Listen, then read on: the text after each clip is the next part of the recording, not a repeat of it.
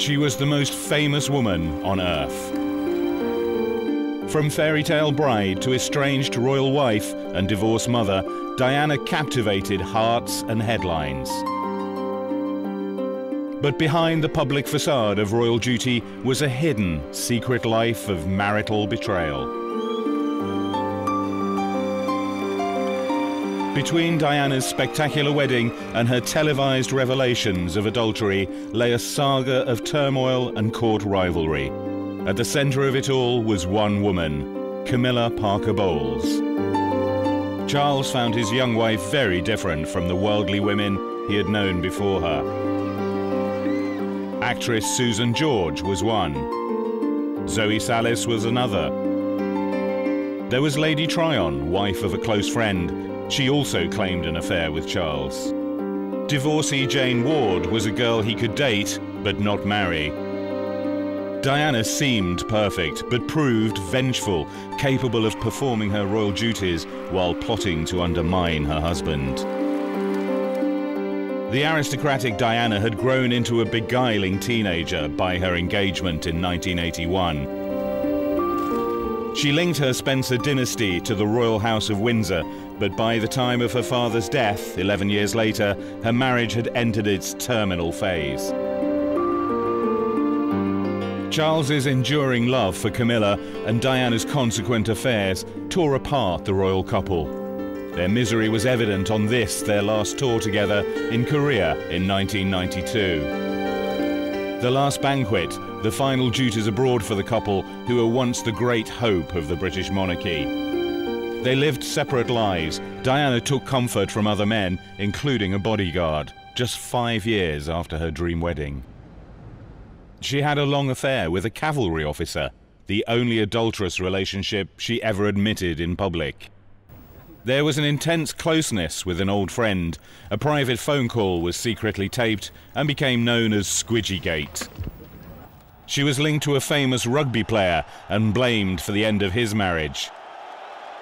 She fell in love with a married art dealer and plagued his home with hundreds of silent phone calls. After her divorce, she wanted to marry a heart surgeon. And finally, there was a summer romance with a playboy, which ended with their tragic deaths. Despite her affairs, this is the Diana people prefer to remember, the Princess of Wales, a woman with inimitable style and charm. She was the jewel in the crown, one of the royal family's greatest assets. After her marriage failed, Diana looked for different directions in her life. Ladies and gentlemen, I'm immensely proud to be here in New York tonight with you all. She became an international campaigner against landmines. She visited countries on behalf of major charities. She still had to attend official functions, but as a semi-detached royal, her life lacked definition. Diana decided to use her fame to help the world's disadvantaged and afflicted. In December 1995 in New York, she won the Humanitarian of the Year award for her charity work. In the same month, the Queen wrote to Diana recommending divorce. In the United States, Diana found the warmth and acceptance she felt lacking in the royal court, which sided with Charles. This was not the way she imagined her life would become when she and Charles faced the press on their engagement day.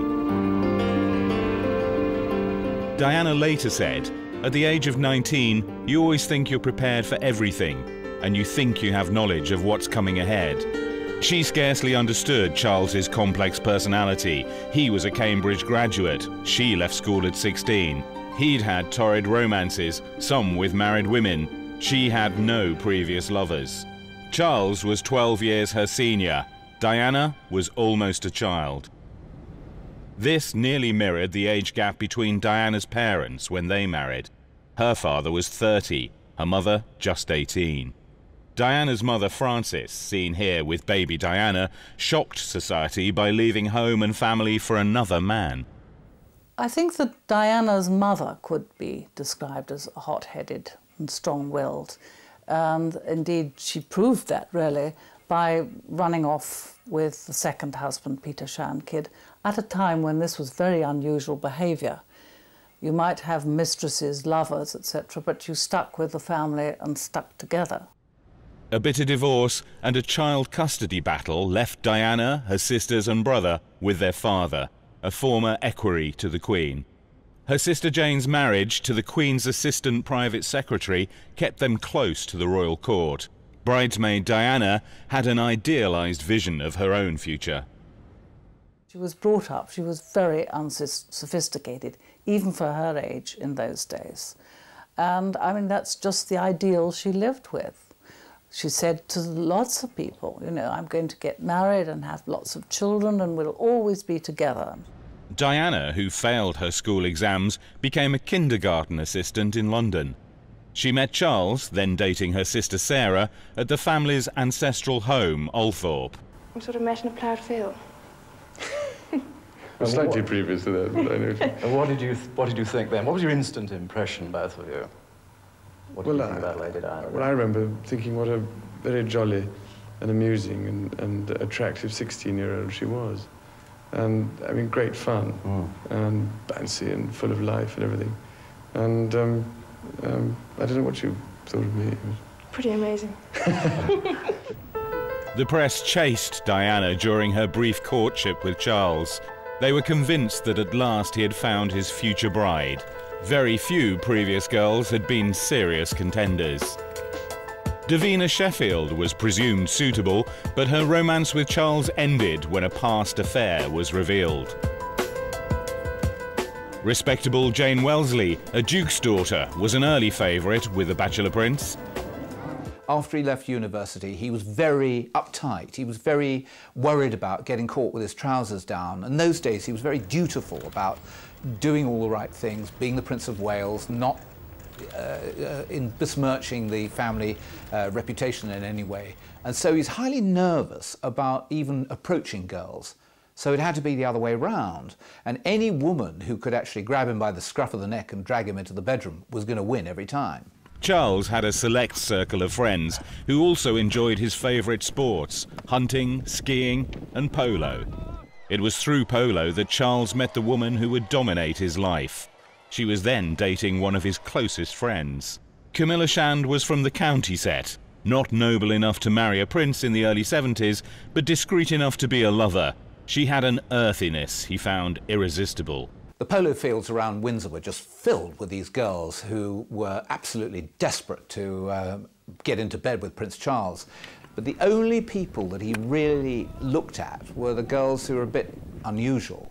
And certainly Camilla was one of those. And she turned up wearing a pair of jeans held up with a safety pin, and her hair was all over the place. And there was that magnetic attraction. But duty intervened, and Charles's naval career beckoned. After a brief and heady affair, he left Camilla for the high seas. With Charles gone, she resumed her long-time romance with Army officer Andrew Parker Bowles, marrying him in 1973. He was a very attractive man, regarded in high society as a good catch. Andrew Parker Bowles was supposed to be the best lay in London, and she had been trying to grab him for years and years. In fact, by the time that Prince Charles bumped into Camilla, she'd been going out on and off with Andrew Parker Bowles for 6 years. She was 6 years of a 7-year campaign into trying to get Andrew Parker Bowles up the aisle. She knew she could never marry Prince Charles because she wasn't a virgin, she was not sufficiently aristocratic enough, and she knew jolly well that the courtiers who were looking for a wife for Prince Charles wanted somebody whose face could go on a postage stamp, and hers was no photographic portrait. Knowing Charles had to marry, Camilla championed the innocent Diana, hoping she wouldn't threaten their relationship. The engagement interview shows the difference in Charles and Diana's feelings. And I'm amazed that she's been brave enough to take me on. And I suppose in love. Of course. Whatever in love means. Charles loved 2 women. Diana was besotted with him alone. The Royal Roadshow began while they were engaged. Although nervous, Diana soon established an easy rapport, especially with children. Her first mistake was a choice of dress. She wore a strapless, low-cut gown to accompany Charles to a music recital at the Goldsmiths Hall, London. The dress was considered too daring and the wrong colour. She said later, "I hadn't appreciated that I was now seen as royalty.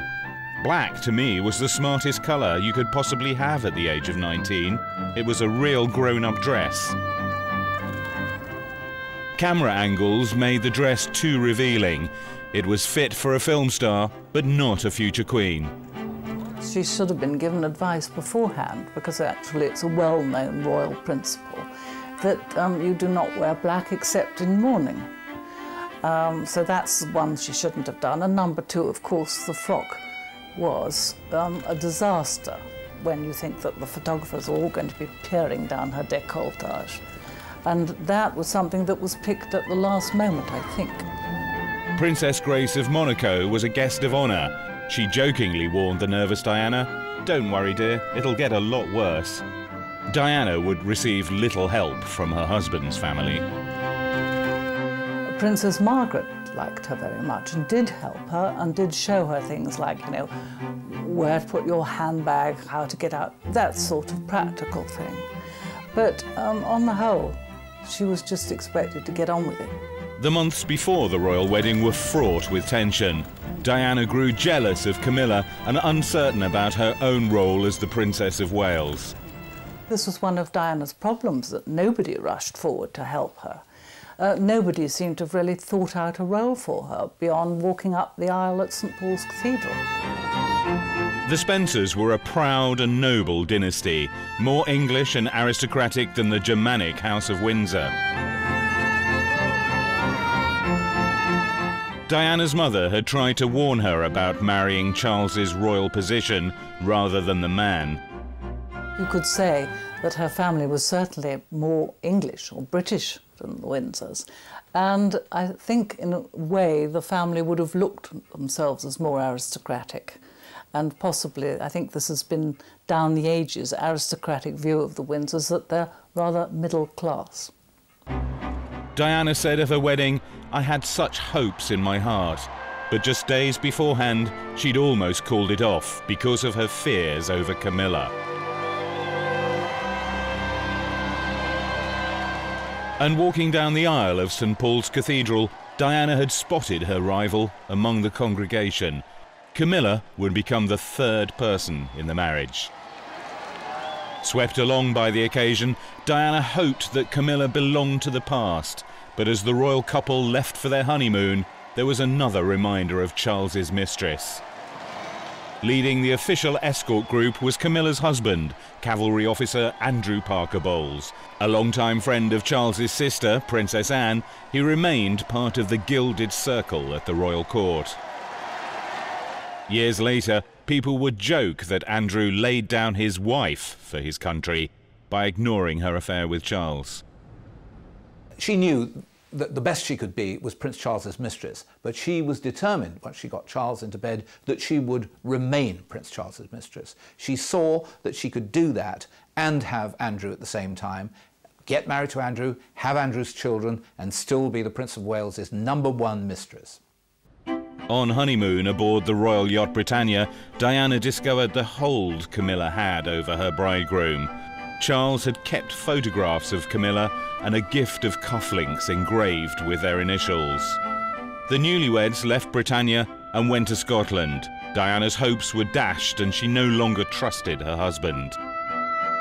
Diana was deeply suspicious about Charles and Camilla. She couldn't always tell when they were together, but she could sense it. She had extrasensory perception. She was a remarkable woman in that way.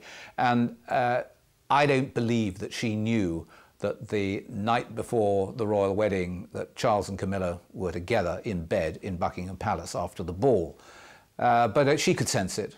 She knew that they were still talking. The evidence was there that Camilla knew what Diana's movements were. And she, I think, could only live in the hope that once she actually got her husband away on honeymoon, that everything would change. She really believed that somehow the act of love, going to bed together, would somehow change Charles and allow him to forget about Camilla and concentrate only on his wife. Posing for the press at the Queen's estate, Balmoral, they successfully hid the truth. Diana had already succumbed to an eating disorder, bulimia, which she blamed on the spectre of Camilla. Diana and Charles were already finding it difficult to relate to each other. Most of all, she could not compete with the older and more experienced Camilla. I think that it was very hard for her. I don't think that sexual things were her main attraction. I'm not sure that she was very, very sexy, really. As often very beautiful women are, they're not terrific on the sexual front. And I think that that's the strength of Camilla. That's the sort of aura she has, a sort of sexual power. And so from that point of view, Diana didn't stand much of a chance. The births of William and Harry did not create the happy family unit Diana had craved. When they holidayed with the Spanish royal family in Mallorca in 1986, Diana was secretly ill with bulimia. Charles left early and returned to Camilla.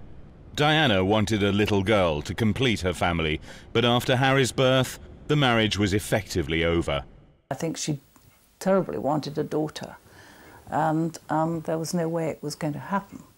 I don't mean instead of Harry, but she wanted a daughter after the sons. And it was so bad by then it wasn't going to happen. For a while, there was an uneasy truce. Charles kept Camilla, and Diana hid her affairs while putting on a show of support for her husband. In 1990, Charles broke his arm while playing polo. The arm did not heal and had to be reset. Playing the role of caring wife, Diana collected him from hospital. They left together, but out of sight, they went their separate ways. Well, of course, this sort of thing dates of when relationships happen is very difficult. You're not behind the curtains, you're not under the bed. I think that by the time Prince Harry was born, it was very difficult already. The coolness between the couple was noticed. The press counted their time apart. Faced with a barrage of speculation, Charles and Diana were forced to appear together in public. Diana was suspected of leaking stories to the media. I think she really started her manipulative behaviour when she found her marriage going wrong. And she felt that she had no voice, and she was determined to get a voice. And the only way she could really get back on the Charles and Camilla situation was to promote herself, which she was very good at. In the early years, the couple worked well together. Diana said, "We were a good team." Her radiant beauty captivated people around the world, such as here in Australia. At first, Charles was proud of her, and there are telling glimpses of his affection. But the diffident prince became jealous of his superstar wife. Diana learned that the cameras picked up every nuance of her style and expression. Using that knowledge, she signalled her displeasure with Charles in a skillfully timed missed kiss. I think Diana became the wife from hell. I think, in fact, when they got married, they really loved each other, and he said that quite often. Do you know, there was a time when we were very much in love, and that, although brief, that was so. Camilla came back into Charles's life in the mid-80s, when he claimed his marriage had irretrievably broken down. Their secret affair bolstered his fragile ego. Her role as his lover and confidant was known only to trusted friends. The great thing about Camilla was that nobody really knew anything about her. The people who were immediately around Charles knew that he'd been seeing Camilla, both when she was a single woman and also when she was a married woman. The thing was that the press had no idea that for all those years he was having an adulterous relationship with a woman he was in love with. Diana changed all that. There were carefully placed stories in the press portraying her rival in a bad light. The media was soon on the trail. Camilla was hounded by the press. On one occasion, Charles was forced to make a quick exit from her home in the back of a car, hiding under a blanket, with photographers in pursuit. The relationship was forced out into the open when a tape of a phone call between Charles and Camilla was made public. Known as Camillagate, it was published in January 1993, a month after Charles and Diana's official separation. It justified all Diana's suspicions. In often embarrassing terms, it revealed the depth of the lovers' intimacy. Yeah, I think good feeling all way along. I want to feel my way along you. I can't bear a Sunday night without you. It's like that program Start a Week. I can't start the week without you. I fill up your tank. Yes, you do. I think we do. Yeah. Then I'm all right. I think Diana loved it. She had the most wonderful time roaring, reading out sections of the Camillagate tapes over the breakfast table at Kensington Palace. She had a field day because her husband had been so pompous, so determined that she was in the wrong and that he was in the right. And here was a moment when he was caught with his trousers down. What a fool he looked. And the things that he said made him look even more foolish. Diana just was absolutely beside herself with laughter. Diana's beauty and charisma won sympathy for her as a wronged wife. Even Charles's father, Prince Philip, wrote to her saying, "I cannot imagine anyone in their right mind leaving you for Camilla." Happy to see Camilla pilloried, Diana had secrets of her own. While superficially supporting the Queen and the royal family, Diana had indulged in a series of ill-judged affairs. The first was in 1986 with her married bodyguard, Barry Manickey. As her marriage collapsed, she sought comfort from the man whose job kept him at her side. He was dismissed for over-familiarity.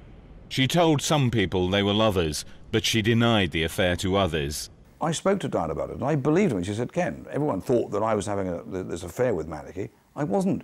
I enjoyed a good relationship with him." Crucially, what happened here, Manickey probably did overstep the red carpet line that in real sense should debar, you know, the below stairs peasants from rising above their station. And I think he actually sort of got himself into the drawing room occasionally and was seen by the envious butler, you know, the dresser, the chambermaid and whoever else. And they put the knives out and said, "Hang on, this guy's getting a bit too close." For a while, the royal marriage survived at its official level. Charles and Diana continued to represent Queen and country abroad, such as here in Japan in 1989. It's hard to imagine a more beautiful and stylish ambassador. And even harder to contemplate that Diana was also enjoying a passionate affair at home with cavalry officer James Hewitt. Later, from the proceeds of a book on Diana, Hewitt bought a manor house. But it was at his family home in Devon that Diana shared a normal domestic routine, witnessed by her bodyguard Ken Wharf. I never lost sight of the person I was protecting. There comes a point in the day when you have to go to bed. At some point, when the sun comes up, you get up and you eat and you begin the next day. There's nothing odd about that. For Diana, the private life she shared with Hewitt probably saved her from a total breakdown. It did sort of draw her back from the brink. She was very, very unhappy, very depressed. And I think that, that Hewitt gave her a lot of confidence. A sort of calm, steady, normal sort of young man. And he was very good at you know, caring for her, looking after her, loving her. And I think at that particular point it was important for her psychologically. Diana confessed her affair with raffish Hewitt in an interview with the programme Panorama. Did your relationship go beyond a close friendship? Yes, it did. Yes. Were you unfaithful? Yes, I adored him. Yes, I was in love with him. She ditched him, I think because she thought that they were going to be found out. She ditched him twice. The first time it was because he was ordered to Germany and she wanted to fix it so he didn't go, and he, as a regular soldier, refused to have this and said, "No, no, I'm going." So she considered that that was a betrayal. She cut him off the second time after the Gulf War because stories were appearing in the newspapers about her relationship with him. And she realised this was extremely dangerous. To have Diana, Princess of Wales, as his conquest was a tremendous feather in his cap. He used to absolutely sicken me. I'm only good at two things, riding horses and riding women. But I have to admit, I think it's most likely an accurate answer. He was a complete rat-fink, but he sort of comforted her when she was at her very lowest. With the death of her father in March 1992, Diana lost a vital prop in her life. Charles felt obliged to play the caring husband for the sake of his public image, but the growing distance between them was becoming evident. I think from what one can gather, Prince Charles was really rather relieved when she took up with James Hewitt, so he could get on with his life with Camilla, and that she was taken care of, happy. That was fine by him. I mean, he no longer loved her in that sense. You know, basically, I suppose she was rather an encumbrance in his life, and so if she was occupied and happy, all the better. The end of the Hewitt affair tipped the balance. Diana sought vengeance on her husband by cooperating with a sensational biography. She pretended to have no connection with it and continued her duties on this hospice visit. In all that you do, you reflect so very sincerely the philosophy of tender, loving care, which is and always will be the hallmark of this hospice. The Morton book shattered the fairy tale of Charles and Diana. She had let daylight in on the magic of monarchy, and nothing would ever be the same. It was a mistake she was already regretting. Her adoring public sympathised with her, the establishment with Charles. Soon her life came under prurient scrutiny when a tape of a call made to James Gilby, an old friend, was mysteriously released to the media. The tape, known as Dianagate or Squidgygate, a reference to Gilby's nickname for her, laid bare her feelings. Diana believed it was released to harm her in a serious manner.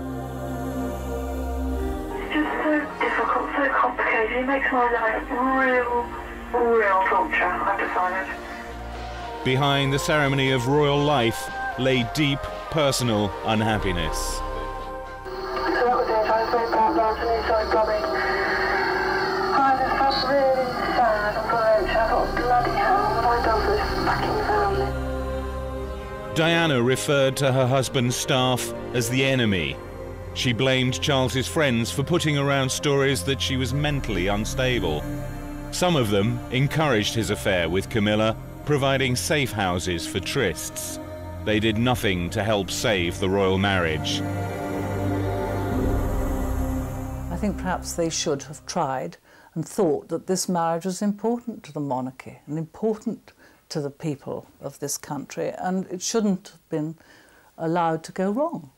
And I think that they did not help. I think they actually briefed against Diana, as we know, and again in this rather cruel way about her being psychologically disturbed.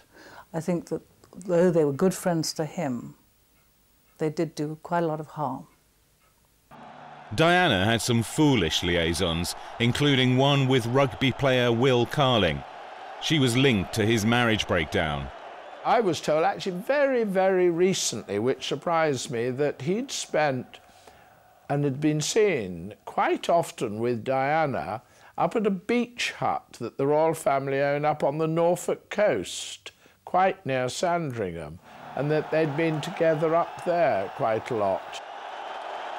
To have your wife sleeping with the captain of the England rugby team is just too disgusting for words, if you are Prince Charles. The awful thing about him was he could not see that what is sauce for the goose is sauce for the gander, that if he is allowed to have extramarital sex, so is she. As her marriage fell apart, Diana sent out subtle gestures to win sympathy. Famously, she used the Taj Mahal for a posed statement of her solitude, but her own search for love tarnished her reputation. Diana fell in love with handsome art dealer Oliver Hoare. After he decided to stay with his wife and children, she made hundreds of silent phone calls to their home. He had an immensely rich wife who completely controlled everything that Oliver Hoare could do in life with the amount of money. Oliver Hoare was also a friend of Charles and Camilla, part of their trusted circle. In 1994, Charles cooperated with his biographer Jonathan Dimbleby in a television programme in which he admitted adultery with Camilla. On the night the programme was shown, Diana upstaged him by wearing this stunning dress. The War of the Waleses continued. Diana dated men in pursuit of love and also to provoke Charles, but she genuinely wanted to marry Pakistan-born doctor Hasnat Khan. Diana adored very clever people, and Hasnat Natty, as she called him, Khan, was a person who was a brilliant heart surgeon. She would go down to the Brompton Hospital and watch him working, would meet him at night. But as a wife for Natty Khan, absolutely not.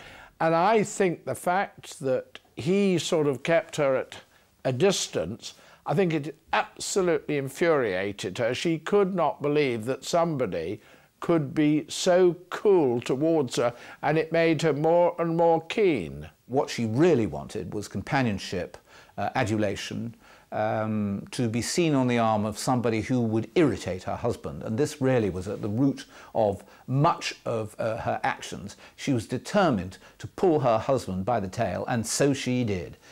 But I think that the choice of men says nothing about Diana apart from the fact that they were available.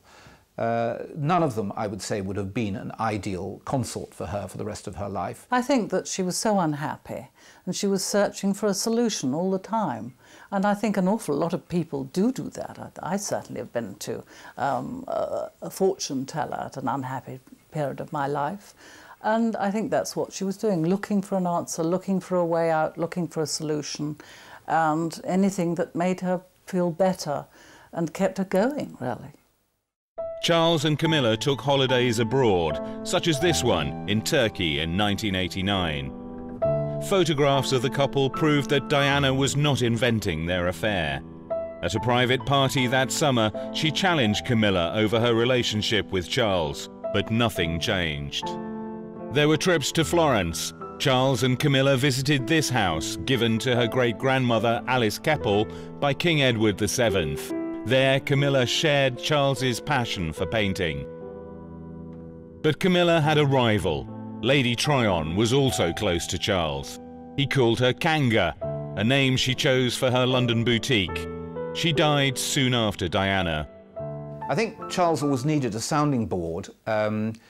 He needed to talk to people who he could trust but weren't part of the royal entourage, and so therefore I think that with those girls that he remained friendly with, I think particularly of Lady Tryon, that he would be able to go to her and say, look, I've got a problem and, can you help me? Or, he would be able to ask advice, and whether he listened to advice, I think we know that he doesn't listen to advice, but at least he would be able to ask it.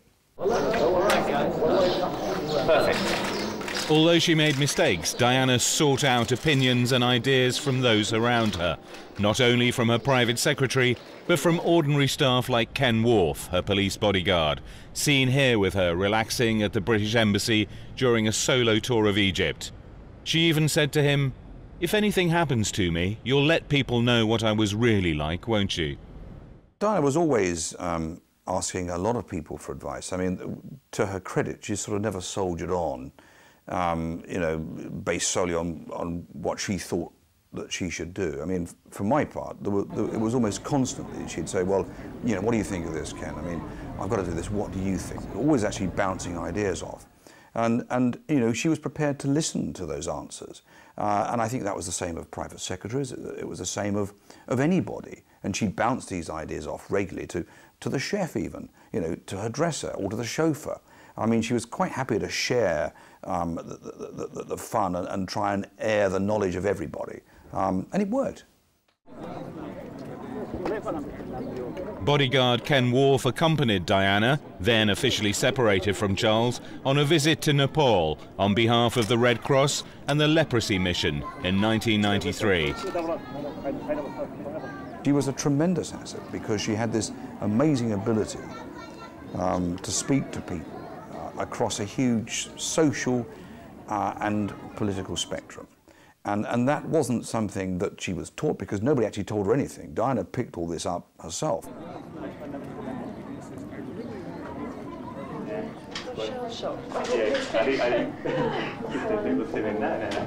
Diana had a connection with the ill and suffering. No other royal had this special gift. In touching leprosy patients, Diana lifted taboos, just as she had done earlier with AIDS sufferers. This was one of her greatest achievements. He just keeps going. So that's his hand for 9 months. He's just had his hand as well. He's just started exercising. Okay, this hand's all right. That hand's been operated on. Already done that? Yeah, so... Where have you been? I think Diana felt a sense of destiny in her that that's what her role was. She had this grandmother, Cynthia Spencer, who was very like Diana in that way. She's wonderful at charities, very much loved. And I think that Diana realised she had a gift for this from a very early age. Diana's magic was not enough to keep her in the royal family. As heir to the throne, Charles was the one who mattered. On their tour of South Korea in November 1992, their expressions and body language revealed the strain between them. The couple were nicknamed the Glums. The announcement of their separation was weeks away. It is announced from Buckingham Palace that, with regret, the Prince and Princess of Wales have decided to separate. Diana briefly appeared at Sandringham for Christmas, but her life as a semi-detached royal soon proved untenable. She tried to scale down her public life. Over the next few months, I will be seeking a more suitable way of combining a meaningful public role with, hopefully, a more private life. Press intrusion had forced her decision. Sadly, many charities lost their patron, but Diana soon returned to the public arena. She also sought a life as a private citizen. The paparazzi made her visits to the gym one of their main targets. After she dismissed her police bodyguards, there were no restraints on photographers' behaviour. She was trailed while visiting her therapist, Susie Orbach. The photographers, the paparazzi, were making a lot of money out of Diana. That was the principal thing. Otherwise, they probably would have left her alone. But there we are, newspapers were paying them a great deal of money for significant photographs. That awful one of chasing her among the cars, I think she'd been to see Susie Orbach, all these sort of ones, her trying to hide her face. And they really would provoke her in the latter days. I remember hearing somebody say that they were quite ashamed, although they were themselves a paparazzo. You know, once when she was in a taxi and she was sitting there with her head bowed, trying to avoid their attention. And the Spanish photographer yelled at her, "Why don't you behave like a fucking princess?" You know, I mean, treatment beyond what you would expect. She was never free from harassment. Here, attempting to take a Caribbean holiday with a female friend, Diana found they were surrounded by photographers. Watch her reactions. Come on, get lost. We got direct connections to the plane. Come on, get lost. S'il vous plaît, monsieur. Thank you. Quand même. Opportunities to relax with friends were important to her. She was separated from her husband and felt increasingly isolated from the royal court. When her love affairs fell apart, as they always did, she could rely on a band of female confidants. I think that when she was under intense pressure, there were a lot of people who tried to help her. Specifically, those women friends, the ones who were slightly older than her, and her younger friends as well. I think a lot of people really did try to help her. But you see, she was in a terrible situation. Her husband didn't love her. The press were after her the whole time. She couldn't get out without a photographer snapping her. People were selling information about her. It's a frightful world to live in.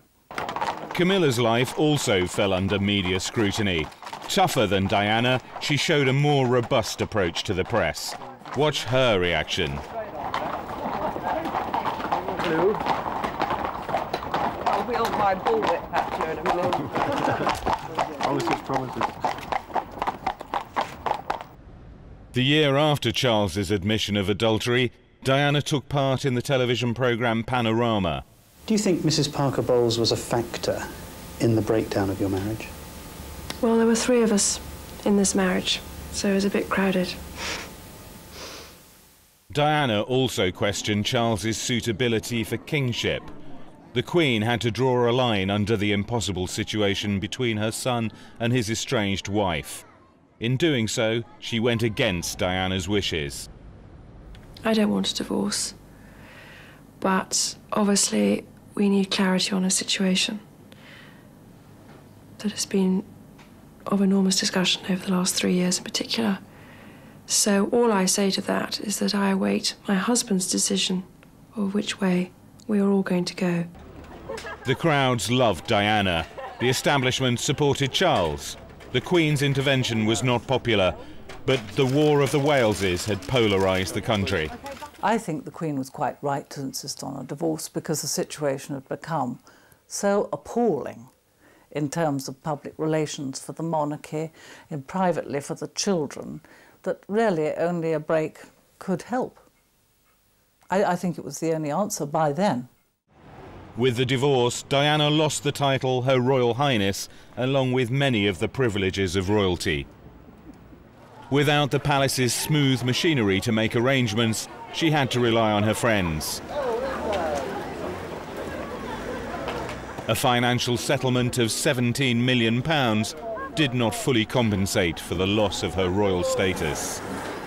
I think that the Queen, in that sort of traditional way of hers, thought that after the divorce, Diana was no longer a member of the royal family. She shouldn't have the title HRH, which absolutely signifies being a member of the royal family. She was now a celebrity in her own right, adored around the world. Her warmth and spontaneity ensured massive public support wherever she went.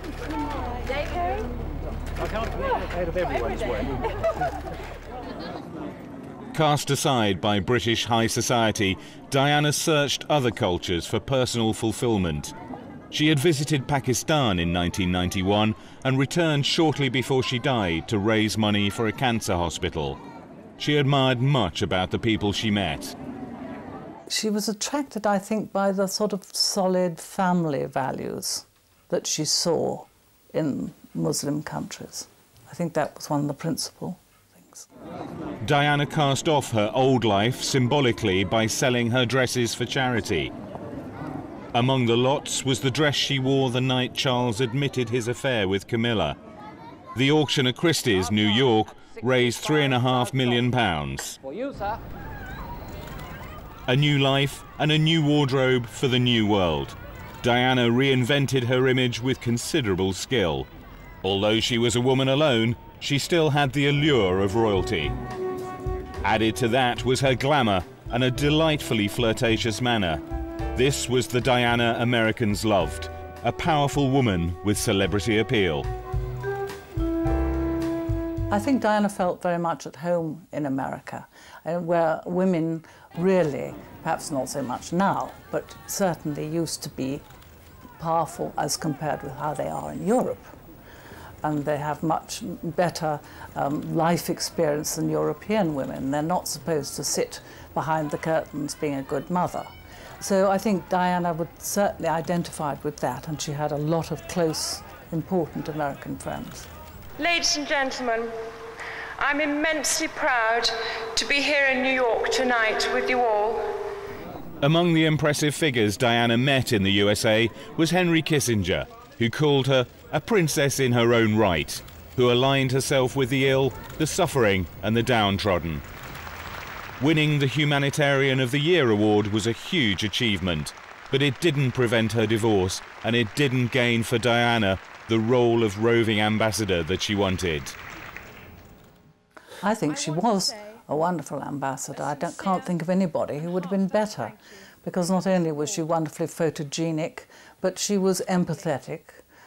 She had this terrific gift with people from high and low, I mean, prime ministers, presidents, office cleaners would just melt in her company.